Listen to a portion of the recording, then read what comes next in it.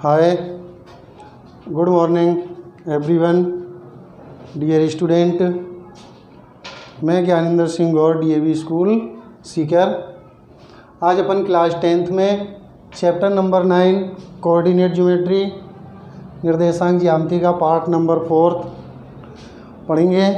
कौन सी exercise solve कर रहे हैं अपन? एक्सरसाइज सॉल्व करें 9.1। Exercise number 9.1। 9.1 का क्वेश्चन नंबर 7। कौन सा क्वेश्चन सॉल्व करेंगे? 6th क्वेश्चन तक अपन कौन से पार्ट में सॉल्व कर चुके हैं? 3rd पार्ट में। आज अपन क्वेश्चन नंबर 7 सॉल्व करेंगे। क्वेश्चन नंबर 7 क्या है, पढ़ो आप अपनी अपनी बुक में। देखो, प्रूव दैट द पॉइंट्स, देखो क्या दे रखे पॉइंट्स, 2, -2, 2, -2,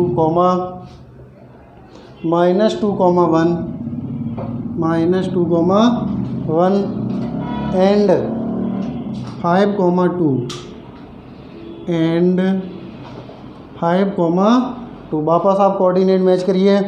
फर्स्ट कोऑर्डिनेट है आपका 2, -2। सेकंड कोऑर्डिनेट है -2, 1। थर्ड कोऑर्डिनेट है 5,2। Are vertices of a right angled triangle. Question क्या बोल रहा है कि जो अपने को ये प्रूव करना है, prove that the coordinate 2, -2, -2, 1 and 5,2 are vertices of right angled triangle. मतलब आपको ये बताना है, हिंदी मीडियम वाले सुने, कि जो आपको ये निर्देशांक दिए गए हैं, जो ये बिंदु दिए गए हैं, ये बिंदु किसके हैं? एक समकोण त्रिभुज के शीर्ष हैं। किसके शीर्ष हैं? एक समकोण त्रिभुज के शीर्ष हैं। कैसे प्रूव करेंगे? अपने को पता होना चाहिए समकोण त्रिभुज की कंडीशन क्या होती। तो राइट एंगल ट्रायंगल का मतलब समकोण त्रिभुज की कंडीशन क्या होती? आप पाइथागोरस थ्योरम पढ़े हो क्या? बड़ी भुजा का वर्ग, मतलब जो ग्रेटर साइड होती है उसका square is equals to other side के स्क्वायर्स का सम। यही तो होती प्रॉपर्टी। अब अपन मान लें ये कोई ये ए वर्टेक्सिस है, ये बी वर्टेक्सिस है और ये सी वर्टेक्सिस का मतलब ये बिंदु, ये त्रिभुज का कोई शीर्ष ए शीर्ष के निर्देशांक है, ये त्रिभुज के बी शीर्ष के निर्देशांक हैं, ये त्रिभुज के सी शीर्ष के निर्देशांक हैं। अगर अपन कोई रफली फिगर बना लें, मान लो ये कोई अपन ने रफ फिगर बना लिया, समझ रहे? तो आप क्या निकालोगे सॉल्व करने में? आप ध्यान से देखना, इजी क्वेश्चन है। अपन को निकालनी है डिस्टेंस। एक बार अपन निकालेंगे ए बी की डिस्टेंस, फिर निकालेंगे एक बार अपन निकालेंगे ए बी, फिर निकालेंगे अपन बी सी, फिर एक बार निकाल देंगे ए सी। ये अपन डिस्टेंस निकालेंगे। Distance between point A and B क्या कहलाएगा? A B. Distance between point A and B क्या कहलाएगा? A B. तुम्हें डिस्टेंस का फॉर्मूला याद है? अपन फर्स्ट पार्ट में सीखे थे, distance between 2 given points. Distance between 2 given points मतलब दो बिंदुओं के बीच की दूरी के लिए क्या फॉर्मूला होता था? x2 - x1 की whole power 2 plus y2 - y1 की होल पावर 2। आपने को किन पॉइंट से मतलब है? केवल ए और बी से। सी से अभी कोई लेना देना नहीं है, सी का कोई इफेक्ट नहीं पड़ेगा ए बी के लिए। तो A B is equals to, अब आपको ए बी से मतलब है तो ये x1 y1, ये x2 y2। ये जो फर्स्ट ए है x1 y1, ये जो बी है वो x2 y2। तो आप देखेंगे x2 क्या है? माइनस का 2। x2 क्या है? माइनस का 2 माइनस x1 क्या है? 2 की होल पावर 2 प्लस y2 कितना है? 1। y2 कितना है? 1 माइनस का y1 कितना है? माइनस का 2। तो 1 और ये -2 और एक ये वाला माइनस क्या हो जाएगा? प्लस के 2 का स्क्वायर। क्लियर? तो A B is equals to -2 कितना हो जाएगा? माइनस का 4 का स्क्वायर प्लस के 3 का स्क्वायर। क्लियर? -2 और -2 मतलब सेम सिंबल है, तो सेम सिंबल के क्या होते? ऐड, मतलब प्लस। तो -2 -4 की पावर 2 प्लस 1 3 की पावर 2। क्लियर? आगे next step A B is equals to -4 का स्क्वायर क्या होगा प्लस के 16 प्लस 3 का स्क्वायर क्या होगा 9। अब हमने आपको पीछे वीडियो में बताया था किसी को ये कंफ्यूज नहीं होना चाहिए कि -4 का स्क्वायर -16 होगा।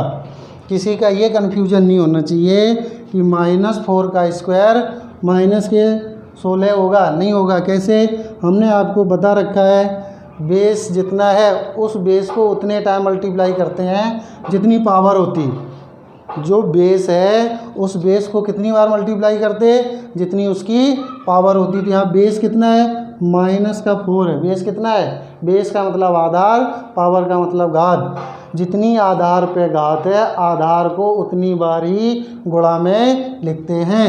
तो -4 को आप कितनी बार लिखोगे? 2 बार। तो अब देखो जब माइनस का माइनस से गुणा करोगे तो क्या आएगा प्लस, और 4 का 4 से करोगे तो 16, ना कि -16 आएगा, क्या आएगा प्लस का 16 आएगा। क्लियर? और जब आप इनको प्लस करोगे तो ये क्या हो जाएगा A B is equals to 16 में आप 9 प्लस करके देखो कितना आएगा। अपने को 16 में 9 प्लस करना है तो कितना आएगा 25। कितना आएगा 25। जब आप इसका स्क्वायर रूट लोगे तो ये क्या मिल जाएगा 5, या प्लस माइनस 5 लिख दो या 5 एक ही बात है। ए बी कितनी मिल गई अपने को प्लस माइनस के 5। अब आप सेकेंड डिस्टेंस निकालोगे। सेकेंड डिस्टेंस क्या है आपके, मतलब सेकेंड कोऑर्डिनेट कौन से लोगे आप, बी एंड सी, मतलब distance between point B and C. तो पॉइंट बी एंड सी को क्या लिखोगे आप, बी सी। क्या लिखोगे, बी सी। अब फॉर्मूला लिखेंगे नहीं, ये फॉर्मूला आपको याद रखना है। क्या होता है डिस्टेंस का formula, root x2 minus x1 की whole power 2 plus y2 minus y1 की होल पावर 2। अब आप देखोगे, अब आपको किससे मतलब होगा, पॉइंट बी और सी से। अब किससे मतलब नहीं होगा, ए से कोई लेना देना नहीं, ए से कोई मतलब नहीं। तो आप देखो x2 कितना है 5, x1 कितना है -2। तो यहाँ पे क्या आ जाएगा 5 और माइनस x1 कितना है -2, तो क्या हो जाएगा प्लस का 2 की होल पावर 2। देखो कैसे, x2 की जगह आप 5 रखोगे, x1 की जगह माइनस, तो ये माइनस और ये माइनस, प्लस के 2 की होल पावर 2 प्लस y2। अब आप y2 देखोगे, y2 कितना है 2 और y1 कितना है। अब आप ये नहीं कहो सर ए से, अपन किसकी निकाल रहे हैं, बी और सी के। तो ए कोऑर्डिनेट ए वर्टेक्स से, ए शीर्ष से कोई मतलब नहीं है अपने को, केवल बी और सी से। तो बी और सी के लिए y2 कितना है 2 और y1 कितना है 1। तो इस ब्रैकेट में आ जाएगा 2 - 1 की होल पावर 2। क्लियर? तो B C is equals to plus के 5 प्लस के 2 प्लस के 7 का स्क्वायर प्लस के 2 माइनस का 1 का स्क्वायर। क्लियर? जब आप इनका स्क्वायर करोगे तो आपको ये क्या मिलेगा 7 का स्क्वायर कितना होता है, मतलब 7 का 7 से मल्टीप्लाई करोगे तो कितना आएगा 49, और 1 का स्क्वायर मतलब 1 का 1 से मल्टीप्लाई किया तो 1। तो आपको क्या मिलेगा B C is equals to root 50। B C कितना मिलेगा आपको रूट 50। इसका स्क्वायर रूट निकालना चाहो तो ठीक है, नहीं तो आप यही बने रहने दो। यहाँ भी इसी से काम चल जाता, क्योंकि अपने को अभी जब अपन राइट एंगल ट्रायंगल की प्रॉपर्टी यूज करेंगे तो ये रूट अपने आप कैंसिल हो जाएंगे। ठीक है, यहाँ भी निकाल दोगे तो कोई दिक्कत नहीं है, यहाँ छोड़ दोगे तो कोई दिक्कत नहीं। अब आपको किसकी डिस्टेंस निकालनी है, अपन ने ए बी निकाल ली, बी सी निकाल ली, क्या बच रहा है distance between point A and C. Distance between point A and C, मतलब बिंदु ए और सी के बीच की दूरी को आप क्या लिखोगे, A C is equals to root, formula यही है x2 माइनस x1।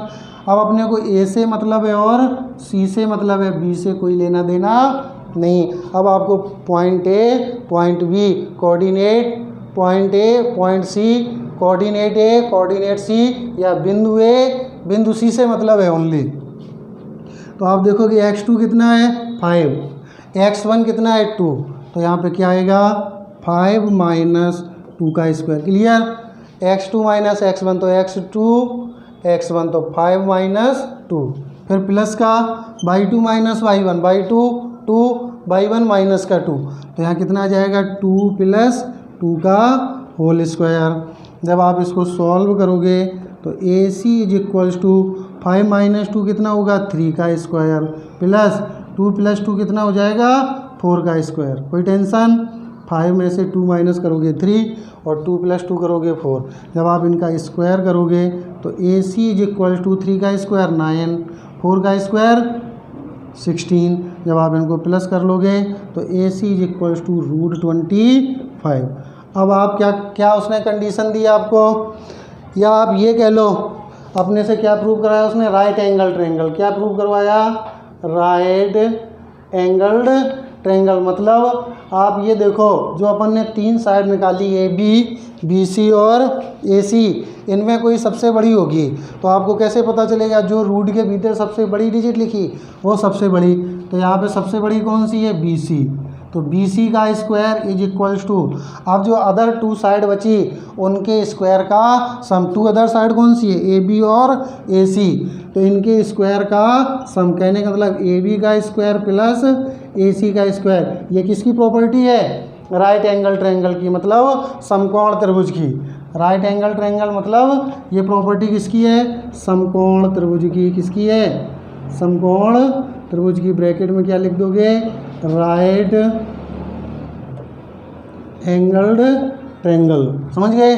समकोण त्रिभुज की कंडीशन क्या होती, जो बड़ी साइड है ग्रेटर साइड का square is equals to 2 other side के स्क्वायर्स का सम। 2 अदर साइड क्या है AB AC, तो उनके स्क्वायर्स का सम। अब आप देख रहे हैं BC की वैल्यू कितनी है, √50। BC की वैल्यू कितनी है, √50 का square is equals to AB कितनी है, √25। कितनी है, √25 प्लस AC कितनी है, √25। अब आप ये नहीं कहना कि जो अदर साइड है वो एनी टाइम इक्वल आएंगी, कोई पॉसिबल नहीं है। ये अलग अलग भी आ सकती, इक्वल भी आ सकती। समझ रहे हो। आप ये नहीं कह सकते कि जो अदर साइड होंगी वो लाइफ टाइम इक्वल आएंगी। यहाँ तो ये किसी कारणवश मतलब कोऑर्डिनेट के अकॉर्डिंग इक्वल आएगी। ये कोई कन्फर्मेशन नहीं है कि ये कोई निश्चित नहीं है कि ये हमेशा इक्वल ही आएंगी। जब आप इसका स्क्वायर करोगे तो ये 50 बच जाएगा। कैसे बचेगा 50 बता देंगे अभी रफ में। 50 इधर कितना बच जाएगा 25, इधर कितना बच जाएगा 25। तो आप देख रहे हैं 50 इक्वल टू 50 आ गया। अगर ये प्रॉपर्टी यूज है तो इसका मतलब given vertexes are a coordinate of right angle triangle. क्या लिखोगे, given vertexes are right angled triangle, मतलब जो शीर्ष हैं वो समकोण त्रिभुज के निर्देशांक हैं। अब अगर किसी को ये कन्फ्यूजन है कि √50 का स्क्वायर 50 कैसे हुआ, तो आप देखो आपको बता रखा है इस करणी चिन्ह का मतलब क्या होता है 1/2। तो आप 50 की पावर 1/2 लगा सकते हो। किसकी जगह, रूट की जगह। पावर कितनी है 2। अब आपको पता है यदि पावर के ऊपर पावर होती है उनका क्या होता है आपस में मल्टीप्लाई। तो आप 50 की पावर 1/2 है, की पावर 2 है तो मल्टीप्लाई होगा। ये काम इसके ऊपर का रफ है ये वर्ग, समझ रहे। तो ये 2 से 2 कट जाएगा, क्या बच जाएगा 50 की power 1 is equals to 50। Clear. √50 का स्क्वायर कितना होगा 50। इसी प्रकार से 25 √25 का 25, √25 का स्क्वायर 25। ये आपका question number 7 complete. Next question number 8।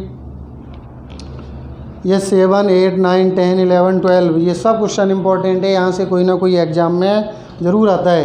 Question number 8 क्या है आपका, प्रूव दैट पॉइंट्स क्या दे रखे 1, -2, 1, -2।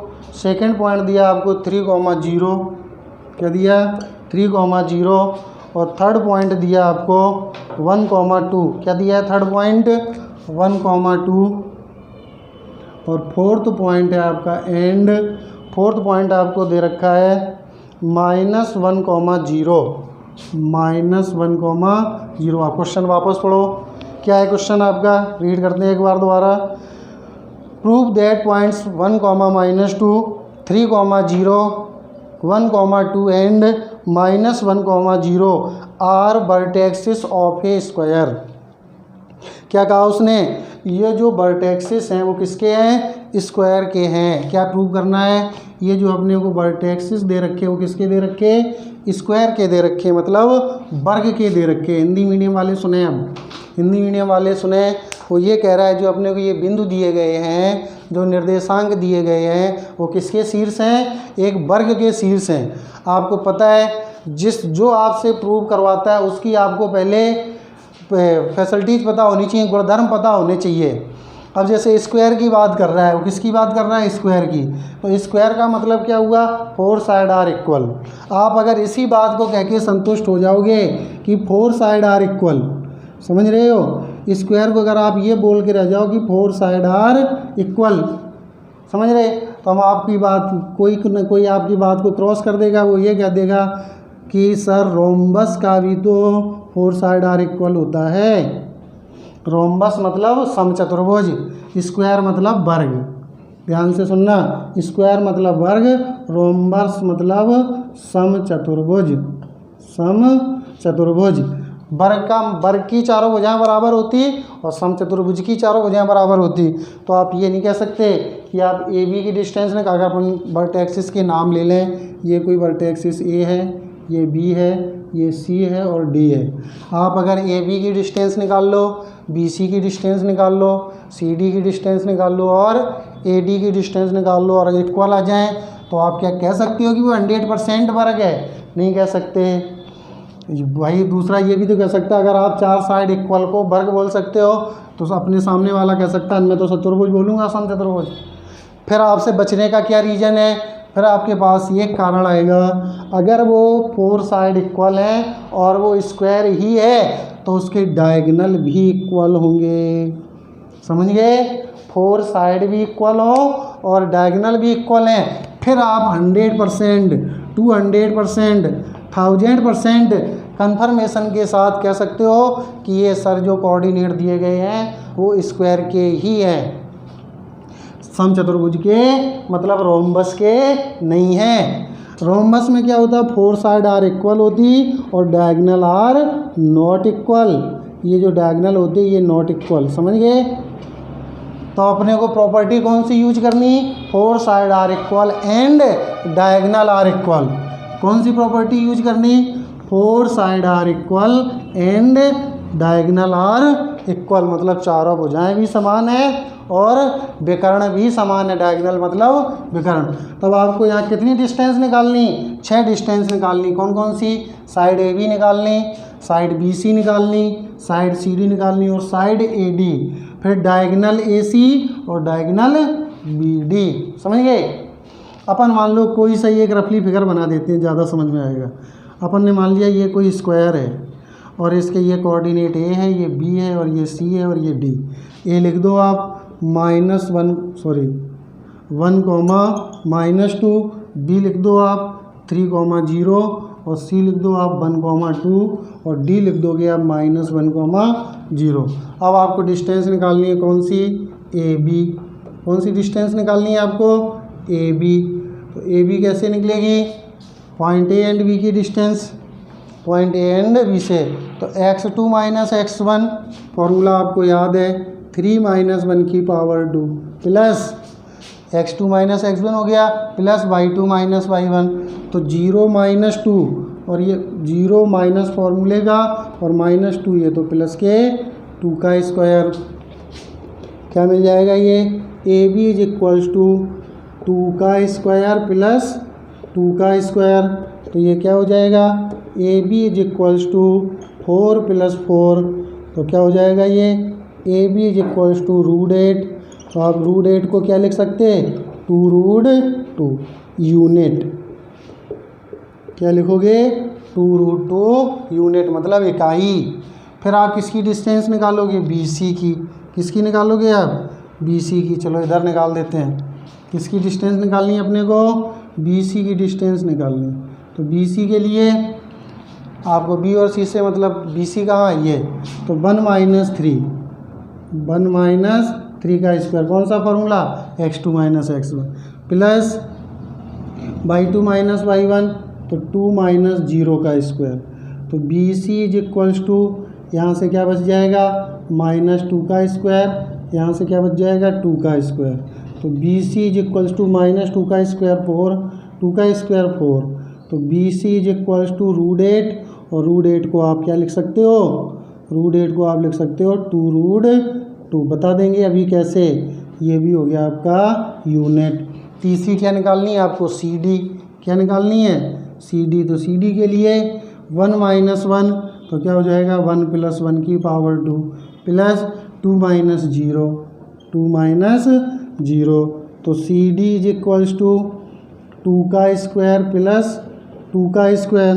तो C D is equals to 2 का स्क्वायर 4 प्लस 2 का स्क्वायर 4। तो C D is equals to √8। तो √8 को आप क्या लिख सकते हैं 2√2। तो सी डी भी निकल आई कितनी 2√2। एक साइड और निकालनी है आपको क्या, ए डी।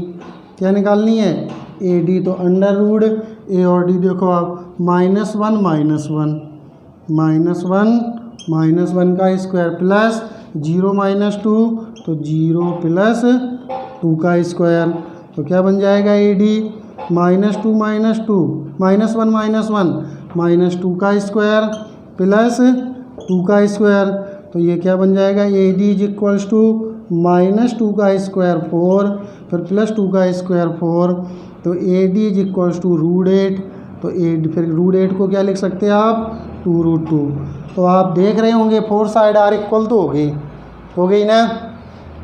अब आपको क्या निकालना, हमने आपसे कहा था आपका काम 4 साइड आर इक्वल से नहीं चलने वाला, क्या और निकालना पड़ेगा, डायगनल। कौन कौन से डायगनल, डायगनल की डेफिनेशन क्या होती, कोई भी क्वाड्रिलेटरल है उसके अपोजिट एंगल को मिलाने वाला जो लाइन सेगमेंट होता वो क्या कहलाता है, डायगनल कहलाता है। तो ए और सी या अपोजिट एंगल को मिलाने वाला लाइन सेगमेंट क्या कहलाता है, डायगनल कहलाता है। दूसरा डायगनल बी डी। तो अपन क्या निकालेंगे, अब पहले आप निकालोगे ए सी। अब आपको ए और सी से मतलब है तो 1 माइनस 1 का स्क्वायर प्लस 2 माइनस 2 तो 2 प्लस 2 का स्क्वायर। तो क्या निकल जाएगा ये हो जाएगा आपका 0 का स्क्वायर, ये हो जाएगा आपका 4 का स्क्वायर। तो ए C is equal to 0 plus 16। तो ए सी इज इक्वल टू 16 का स्क्वायर रूट कितना होगा 4 यूनिट आप में सभी में लिखना है यूनिट, समझिए। इसके बाद कौन सा बच रहा है आपका बी डी। कौन सा बच रहा है बी डी। तो बी डी के लिए -1 -3 का स्क्वायर 0 माइनस 0 का स्क्वायर। तो ये क्या बन जाएगा आपका B D is equals to -1 -3 -4 का स्क्वायर और प्लस 0। तो B D is equals to 16 plus 0। तो बी डी कितना हो जाएगा √16। √16 को आप क्या लिखोगे 4 यूनिट लिख सकते हो कि नहीं। अब आप देख रहे हो डायगोनल आर इक्वल और side are equal, first side, second side, third side और फोर्थ साइड, और डायगोनल भी इक्वल। तो नीचे क्या लिखोगे, देयर आर वर्टेक्सेस, जो आपको वर्टेक्सेस दिए गए हैं यहाँ पे अपने जो वर्टेक्सेस हैं वो किसके कोऑर्डिनेट हैं, स्क्वायर के कोऑर्डिनेट हैं। ठीक है, इस पार्ट में, पार्ट नंबर 4 में इन क्वेश्चनों में आपको कोई भी प्रॉब्लम हो तो आप दिए हुए व्हाट्सएप नंबर से पूछ सकते हो। Thank you.